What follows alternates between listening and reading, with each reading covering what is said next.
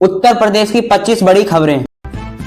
वाराणसी में अलग होकर 1997 में बना था। चंदौली जिला अप्रैल सन 2027 तक वोट बनने का लक्ष्य। यूपी के चंदौली जिले में लंबे समय तक बहुप्रतीक्षित एकीकृत जनपद न्यायालय की सौगात जिले के लोगों को 18 महीने में मिल जाएगा। आधारशिला रखने के बाद अप्रैल सन 2027 में इसे पूरा करने का लक्ष्य रखा गया है। इसके बन जाने से सभी न्यायिक विभाग का एक ही छत के नीचे होंगे। आधुनिक तकनीक के साथ न्यायिक कार्य के लिए जा सकेंगे। इससे अधिकारियों के साथ ही अधिवक्ताओं को बाधाकारियों को न्याय के लिए सुगमता हो जाएगी। वाराणसी से अलग होकर 1997 में चंदौली जिला बना, लेकिन 28 साल भी जिला न्यायालय का निर्माण नहीं हो सका था। अब कलेक्टर के पास करीब 35 बीघे लगभग 1986 करोड़ की लागत जिला कोर्ट निर्मित होगा। यह पूरा प्रोजेक्ट स्टेट ऑफ आर्ट तकनीक पर आधारित है। यह इंटीग्रेट होगा। लगभग 9 मंजिल न्यायालय भवन में 37 न्यायालय कक्ष, अधिवक्ताओं का चैम्बर, सभागार,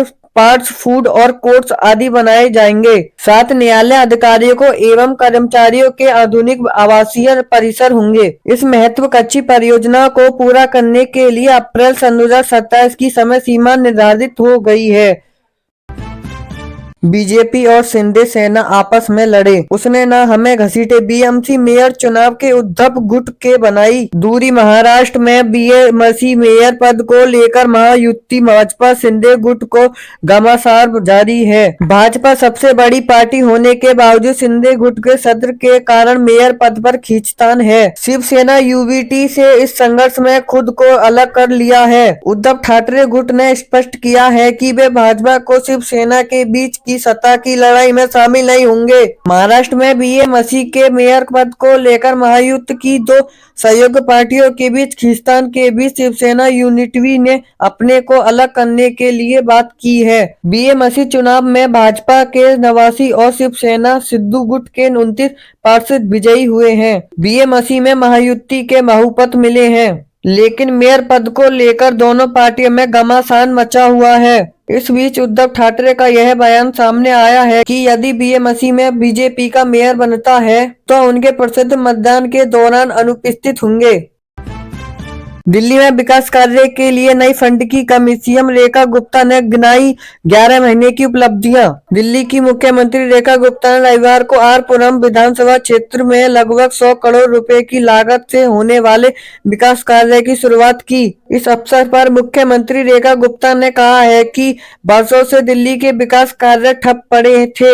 आर से पुरम जैसे क्षेत्रों में बड़ी संख्या में झुग्गी बस्तियां हैं, जहां पूर्ववर्ती सरकार में मूलभूत सुविधा पर पर्याप्त ध्यान नहीं है। वर्तमान सरकार ने झुग्गियों को हटाने की नहीं, बल्कि वहां रहने वाले नागरिकों को सम्मानजनक जीवन, पक्के आवास, शौचालय, स्नान घर, सड़क, नाली पक्के और बच्चों के लिए खेल सुविधा उपलब्ध कराने का संकल्प लिया है।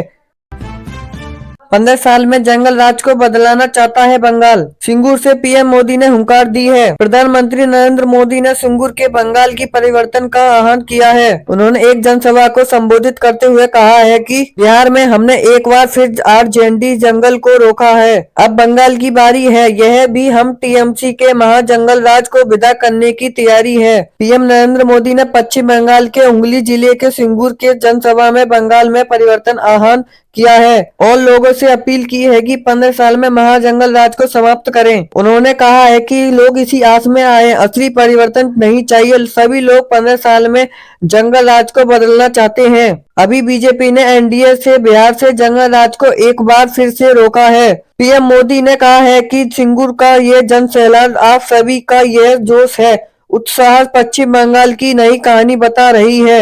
सभी एक ही भाव से एक ही आस लेकर आए हैं कि हमें असली परिवर्तन चाहिए। हर कोई 15 साल में महाजंगल राज को बदलना चाहता है।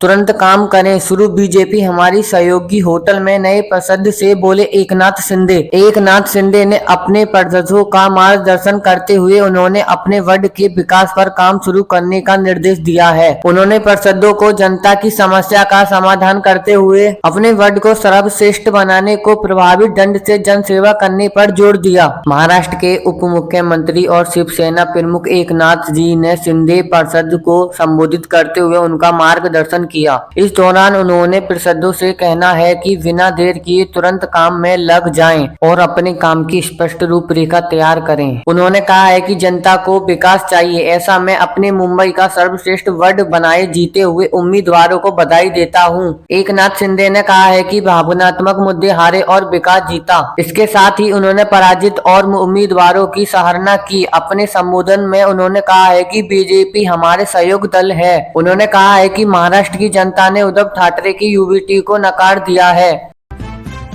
137 करोड़ की इस योजना में बदल जाएगा कानपुर का नक्शा। मिठुर मंदना रोड पर खत्म हो गया है पर्यटन और लगेगा पंख। कानपुर मिठुर मार्ग का चौड़ीकरण और दृष्टिकरण परियोजनाओं शहर के विकास पर्यटन नई दिशा दे रही है। इस परियोजनाओं से यात्रा आसान और सुरक्षित होगी, पर्यटन बढ़ेगा, स्थायी कारोबार में फायदा होगा और कानपुर के उत्तरी हिस्से का तेजी से विकास होगा। इस वर्ग में तैयार हो जाने के बाद कानपुर के मिठुर तक की यात्रा कहीं अधिक आसान और सुरक्षित हो जाएगी। वर्तमान में सक्रिय सड़क और लगातार जाम की समस्या के कारण लोगों को परेशानी का सामना करना पड़ता था। चौड़ी सड़क बनने से यात्रा का समय कम होगा, दुर्घटनाओं में कमी आएगी और भारी वाहनों की आवाजाही पर सुगम होगा। मिठुर धार्मिक और ऐतिहासिक दृष्टि से बेहद महत्वपूर्ण स्थल है। बेहतर सड़क बनाने में देश विदेश के आने वाले पर्यटकों की संख्या बढ़ेगी, जिससे होटल और टैक्सी और स्थायी कारोबार को सीधा फायदा होगा। इसका असर सीधा कानपुर की अर्थव्यवस्था पर पड़ेगा। यमुना नदी पर 3 बड़े बांध प्रोजेक्ट को मिली रफ्तार। केंद्र से इस बड़े कदम से शुरू होगा दिल्ली का जल संकट। केंद्र सरकार ने यमुना पर 3 बड़े बांध प्रोजेक्ट लखवाऊ, रेणुकाजी और किसाऊ को पुनर्जीवित किया है। इसका उद्देश्य दिल्ली की 25 वर्ष की पानी की जरूरतों को पूरा करना, यमुना में जल प्रवाह सुधारना है। वर्तमान में दिल्ली 200 MGD पानी की कमी सामना कर रही है। इस परियोजनाओं से दिल्ली को कुल 782 MGD अतिरिक्त पानी मिलेगा, जिससे राजधानी की दीर्घकालिक जल समस्या का समाधान होगा।